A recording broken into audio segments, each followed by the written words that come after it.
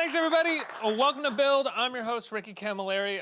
For 4 seasons now, Fear the Walking Dead has been slowly crawling us toward the characters and stories of the original series. Last season, we saw the death of Kim Dickens' Madison, and after last night's premiere, we're seeing the gang stranded in a new place with new injuries and some new villains. Everybody, please put your hands together from Fear the Walking Dead, Ostina Amelio, Denay Garsii, Дженны Эльфман, Colmana Domingo, and Alисii Debnem-Keri. Let's hear it. Hi. Congratulations, 5 seasons. I know, That's right? amazing. We made it. Thank you. And I would say, coming back into this season, your character's a bit of a psychopath at this point. It's finally... That's one way to put it, sure. It's finally gotten to her. She seems to have broken a little bit. Yeah, I mean, I think that's been so exciting, seeing that whole journey. Like, it's been really rewarding. Maybe one of the most rewarding parts of playing this character has been seeing this journey from, like, a teenager with, like, you know, dreams and hopes, and then for it just to descend into complete darkness. And I think for her, it's this idea of, well, this is the only way I can protect anyone, because everything I did before failed, and I've lost my family, I've lost, you know, I'm the only one left. So for her, I think that's the motivation of just like, I'm gonna protect by being completely vicious and crazy. Yeah, whereas everybody else seems to be killing the walkers because they are in the way or something. Your character has a certain amount of catharsis. Yes, I was gonna say. With each head pummel. Yeah, a little cathartic kill one after a time. Yeah, but I think what also is nice, it opens up a place where it's like, can she get better? And then is there hope again? Is there something to look forward to? So yeah, it's nice for her to really, it's gonna get worse before it gets better, I must say though.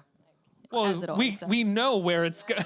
We know it gets worse. Yeah. Jenna, you joined the show last season, correct? Right? What was it like jumping into a show that was already sort of going and was also a prequel to another long-standing beloved show? Yeah, well, I went through a really fun learning curve that was very, you know, I watched every episode of both shows, all seasons, because I just wanted to really understand the universe that I was joining and understand, you know, from every point of view, from the mythology of it to the fan point of view of it, what had been, where things were going. So, yeah, I really wanted to dig in a little more on the human condition as a woman, you know? I'm not a girl anymore, I'm a woman, and I'm digging it. I like being a woman, and I wanted to explore the human condition from that point of view of having lived. Do you mean that in reference to your character or to characters you've previously played to the character? I just mean in terms of my journey as an artist, I think, you know, obviously you want to keep growing and you want to challenge yourself and do new things. And so I was sort of looking at what I wanted to do next, and I was like, I want to explore, you know, from an evolved female point of view. I'm 47. And I wanted to, like, dig in as a woman. Right. And tell some stories from that point of view and stay in the moments and explore the emotionality of that. And I love comedy, but, and I'll continue to do comedy, but I really just wanted to explore this for myself and challenge myself. Do you ever have trouble not bringing the comedy out of certain scenes when you're shooting with zombies and people made up and getting shot and stabbed? No, I don't think it's like... You know, no. I don't think it's, you know, I mean... They keep it pretty dark. Yeah. Well, we find you hanging upside down, really, at the beginning of last night's episode. What was it like shooting that? And well, that was... it's a real plane. Wow. So it was a very dinky cockpit. It sounded really weird. But we were... I had to hold Maggie like up with my shoulder like between takes because we really were hanging, and we had a walker down below, then we had the stunt coordinators climbing in, and then we'd have the grips climbing in to adjust. It was very intimate, and yes, we all had to kind of pitch in and help each other out there. It was a tight squeeze, which was really humorous. Right. Fun. Denay, you're impaled as well in the beginning of last night's episode.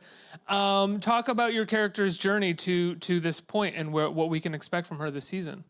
Well, it's funny. This is not the first time something terrible happens to Luciana. It became kind of like a joke a little bit. They're laughing because they laughed, make fun of me. But I mean, it was really bad. What other injuries have you had all together? Oh, well, towards the end of season 2, I got shot in my other shoulder. Thank goodness this one was the other shoulder.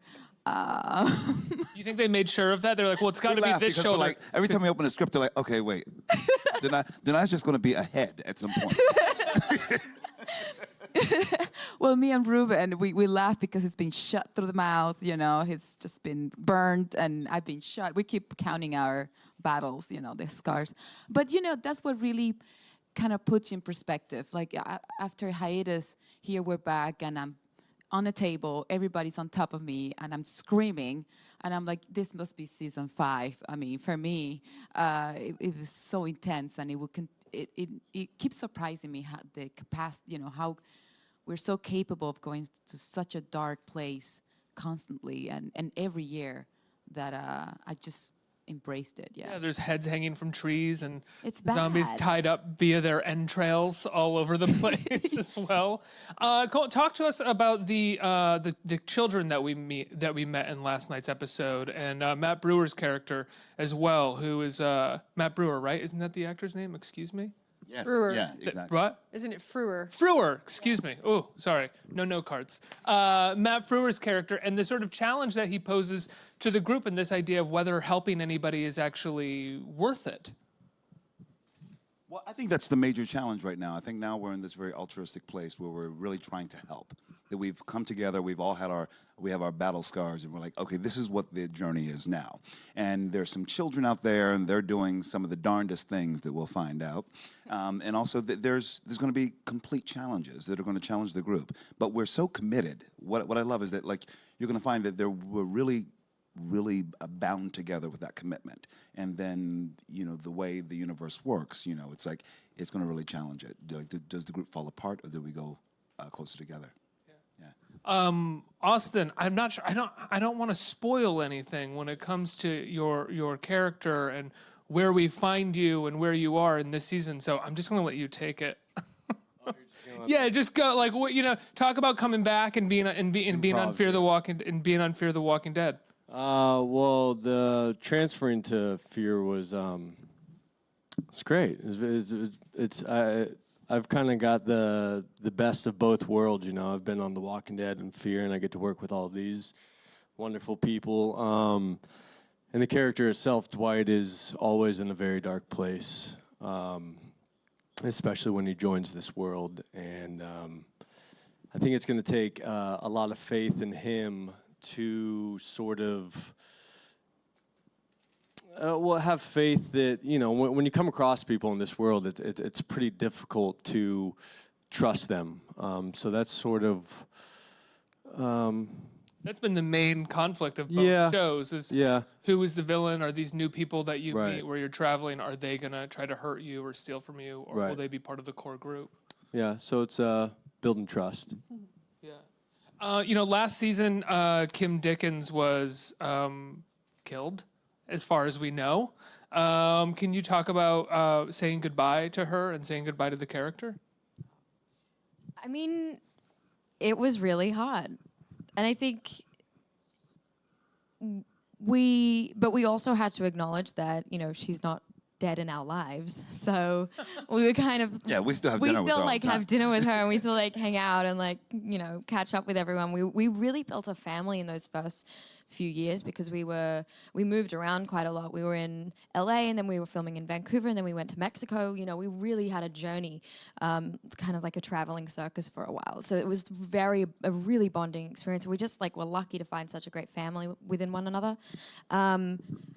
But for us, I think what we always then try to do going forward is like pay homage to her and her character, and also to Nick, and to make sure that their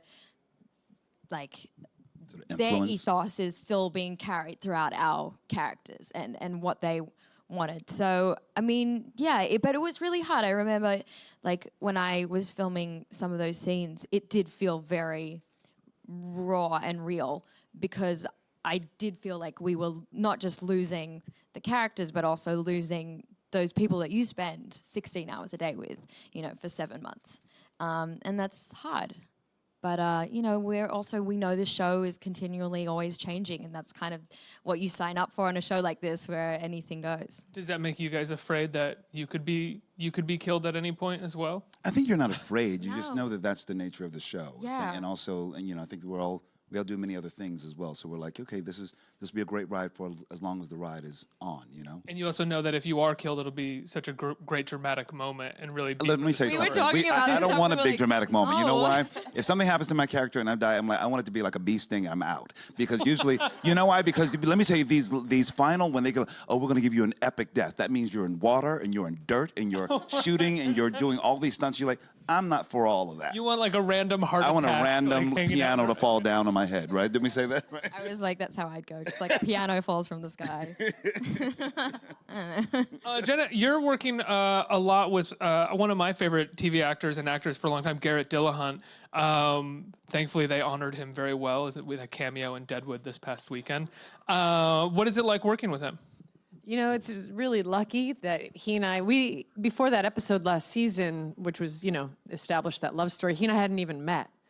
And we just showed up on set, and we just fell into step together. And I think every now and then you luck out, you know, with an acting partner where it just goes, he and I really enjoy working together. We love creating these characters together and their relationship. And It's two very funny people playing serious a lot of the time as well. Yeah. Imagine the two of you have a pretty good time. no, he makes me laugh constantly. He's like this unexpected. He has a dry humor where you don't even see things coming. It just comes out of his mouth with this like deadpan, and you're like doubled in half laughing hysterically. I love it.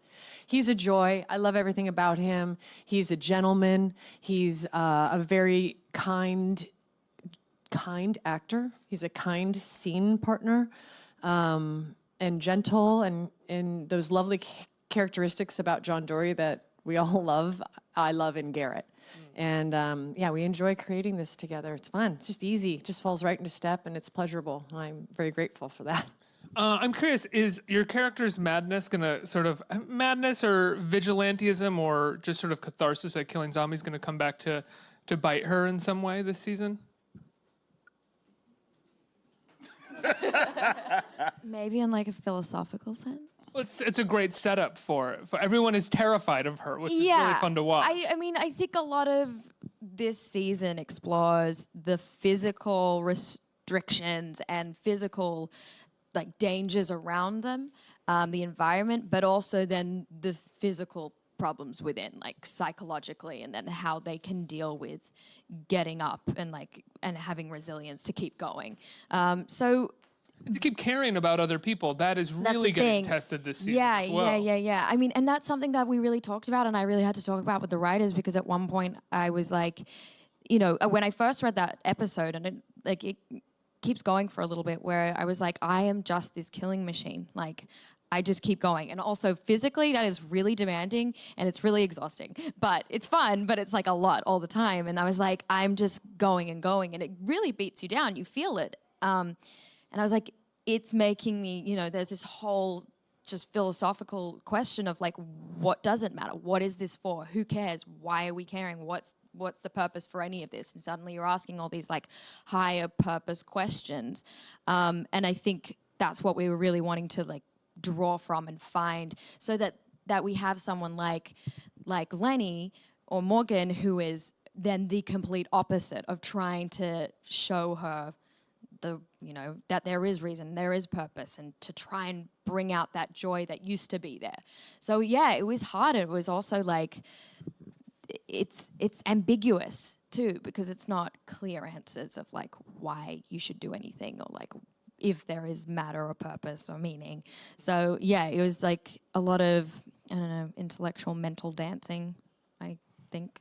Coleman, you have directed 2 episodes now. Was the first one that you directed, did that start last season, or were both of That them? started last season, episode 12 last season. How did that start, and what was it like jumping behind the camera? Well, it started with actually from Gail Ann Hurd. She saw a production I directed at the Geffen Playhouse in L.A., and she turns to me. I took her one night, and she said, you should direct for our show. And I thought, oh, let's think about that.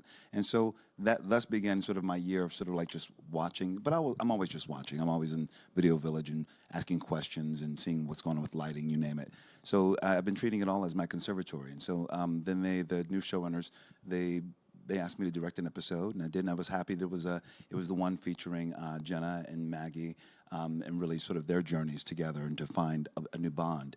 And that was I felt like it was a nice character-driven episode. And then they gave me a big blockbuster this season. I won't tell you which one. Well, it's episode 3, but it's really cool, and a lot of cool things happen. And I think it's going to be a nice, a nice little gem in the middle of our season. A lot of people's favorites at the moment. Really? It's a fun one. Because it's fun. I feel like it's like there's stunts, special effects, there's tricks, there's emotion. The characters are sized up. And really sort of their iconic selves. It's really lovely. What was it like going into directing a lot of those kinds of moments? Because you're obviously doing theater, you're used to working with actors, Yeah. talk to them about the arc of their characters, but then when it comes to sort of directing an action sequence and special effects, Boy, you really got to lay that stuff out. You got to really work with your team and really work out the stunts. And we have masters in everything that they do on our sets, and so you really lean on that. Like, as a director, I've always known this. It's like I don't have to know everything, but I need to know as much as I possibly can, because there are specialists for every single thing where you're like, I wonder if we can, you're the one with the ideas, like, I wonder if we can do that thing. And they're like, oh, actually we can, and we can do it. How many ways would you like to do it? And you're like, wow, that's cool. And you have to organize this stuff. And then, especially when I'm working with my actors, it's like, I trust my actors. I have such pros around me where I'm like, for my money, it's always better to say, hey, you're my teammate, and I want you to help me figure this out. I don't come with every single, that's just not the way I work. I'm just like, what do you think?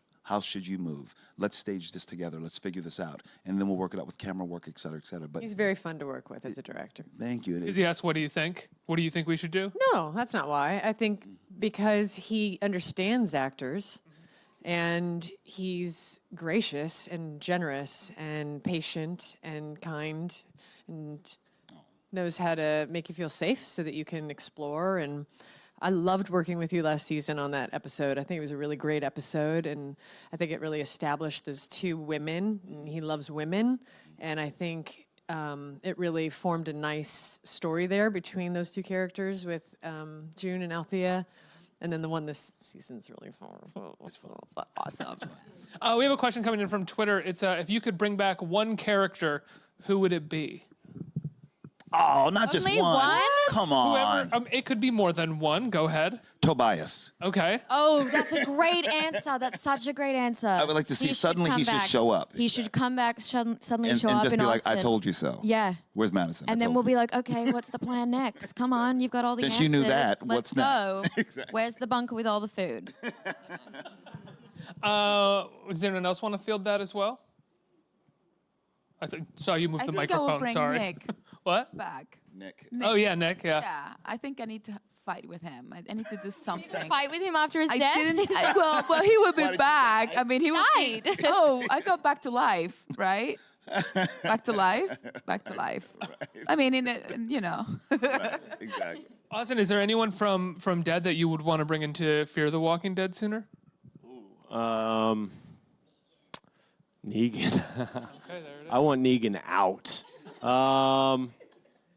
Be fun to White's have. had enough Negan. Yeah, I'm over he's got a Negan. big I love dose of Jeffrey Negan. Dean, but I'm Negan. He's not a nice guy. Maybe Daryl. Daryl. Yeah, it'd be fun. Mix it up a little bit. Right on. We have some questions from the audience. What do we got? Who is right here? Hi. Hi, thank you. The question that I had for anyone that wants to answer is, if there's a crossover from Fear the Walking Dead to The Walking Dead, which community would you like to live in? Hilltop or Alexandria, or neither? Build your own. I feel like that's a good question. Build your own. You know this.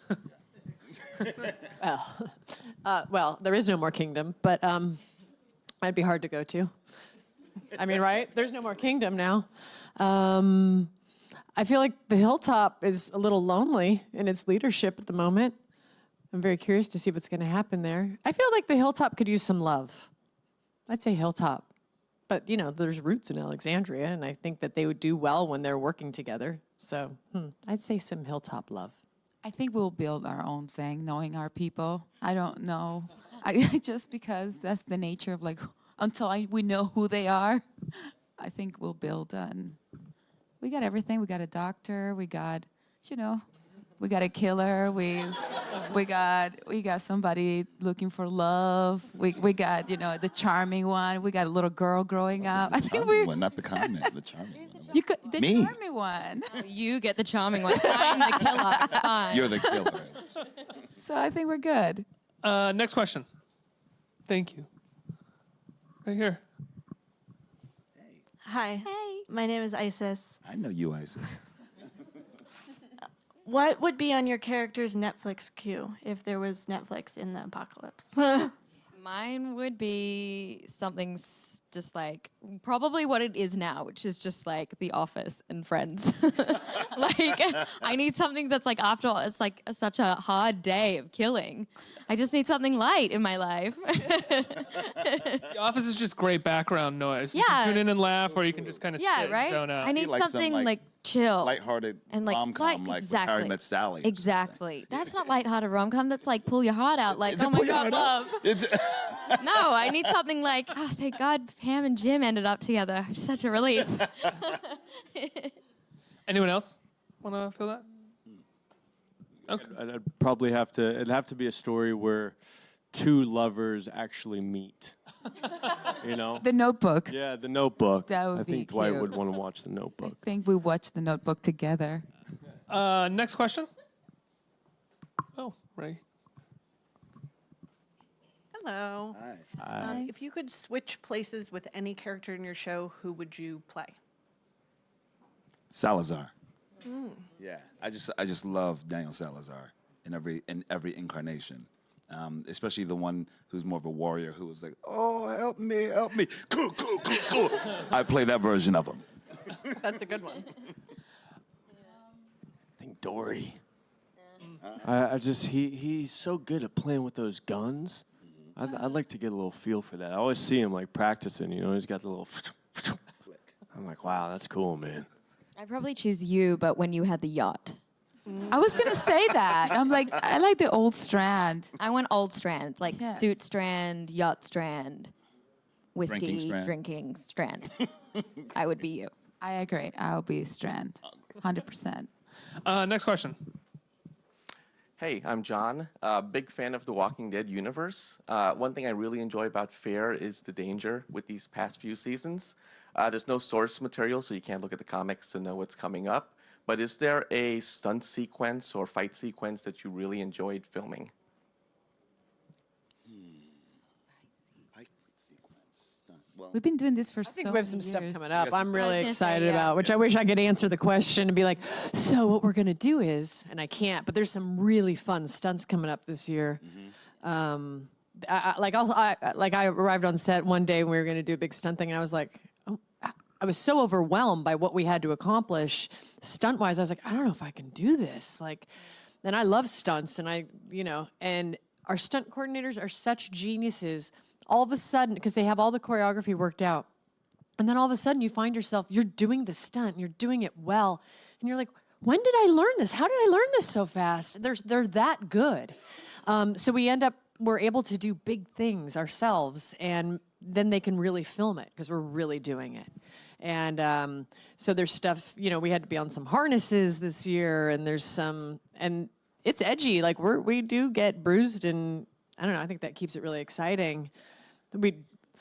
Dropping down in the plane, I jumped off the roof. That was sort of fun. I definitely have one coming up. I mean, I have a few coming up, but there was one episode that they were like, yeah, it was the same thing. They were like, okay, we need you to learn this like now. And I was like, this is really long and hard though. But I did, and like they're all so of a sudden great. you're They doing just it, kind and of you like didn't even realize it was suddenly, hard. Like, get you do it, but it's gnarly. It's like if you think she looks manic now, just you wait. All right, thank you. One more. Right here. Hi guys, how you guys doing? I'm Jill. So I'm a huge fan of both Coleman and Alycia, and y'all dynamic is always so entertaining. Like I'm waiting for a buddy cop film with you guys. at We this should point. totally do one. So my question is, are there going to be more episodes with Victor and Alycia together? I can say yes. Yeah, we can say that. I can say Yeah. yes. There's It's finally. Yeah, finally. It's funny because we do have such a closeness because we've been together for so long, but also we all really enjoy each other. I feel like even the pairings. I love how we keep reconfiguring the pairings in the show, because and also in finding that new dynamic. I think it's always exciting to be paired with somebody else, but also it's nice to be paired with this is my buddy. Yeah, it is, but that has been really nice this season. We've had like a lot of unexpected pairings, or like pairings that like they just knew would work really, really well. I think. And I don't find they're not arbitrary. They may seem arbitrary, like how did these two get into this situation where it may seem arbitrary, but what I find that's really textured and cool is these unexpected pairings, whoever they are together end up influencing each other. And that launches each character into the next chapter of change and evolution. And I think that's been really interestingly done this season. Yeah, and the pairings, well, I never thought they felt arbitrary, but if they seem that way, it's like the first act, and they always kind of blossom into a story that spreads out across the whole. I mean, it's not arbitrary. It may seem when they first land in the space together, and then you see why they have found each other in that moment, and then. Yeah, exactly. Do you find that the writers, when they sort of pair you off and find all these different pairings, are tapping into your strong suits or something that they saw you doing in the last season or the person that you're with doing, and that a lot of that comes from I think a lot of times they do that. There were at times actually they were. I don't know if they're tapped in. Sometimes writers are tapped into something about a person's personal personality. I remember because Mercedes used to have a thing about hotels. She. And then they actually wrote. I was like, did they hear that? Remember, she was like, oh, because she like hates like she has such a particular way about hotels and cleanliness, and they wrote that into an episode. I'm like, I don't know if they're listening or they know there's something about a character like, but it makes it even closer to the character in some way. I think in some way we have, of course, as actors, there's something that is inherently. I know that there's some, Colman and Strand and Colman, and I think that they do write towards your strengths as well, and also challenge you as well. Can you recall a moment where you felt like, oh, they're writing for me? They know that I'm going to say this, and that they're excited to hear me say this. I think so. I think they love to give Strand a lot of interesting language, and they know that I love to chew on it, and I really I mean, that's a bit of my, I think, theater skills as well. So it brings a little theatricality to it, and all the characters have a little size to them in some way, and so I think I do think they lean on that. I remember last year, Colman and we started working together towards the beginning, and I remember I'm dressed as Luciana. Here comes Strand, and I looked at him like, this is the first time we worked together. This is the first time we met, because even though we were together in season 2 and 3, we actually never crossed paths. So all of a sudden we're like killing together. We're like, like Mr. and Mrs. Smith looking for it's like. At a certain point, they're like, who have we not put together that we can put together? It's really incredible. And then an actress is so nice because you have to build a whole backstory for that too. You're like, okay, well, this is what they've given us. How do we get this way? How do we just cover each other without talking? Yeah. Like, that's amazing. Well, guys, congratulations on the new season of the show. It's amazing. It's wonderful to watch all of you murder zombies all the time. Thank you. It's on Sunday nights on AMC. Everybody give a huge round of applause for the cast of Fear the Walking Dead on stage with us. Thank you.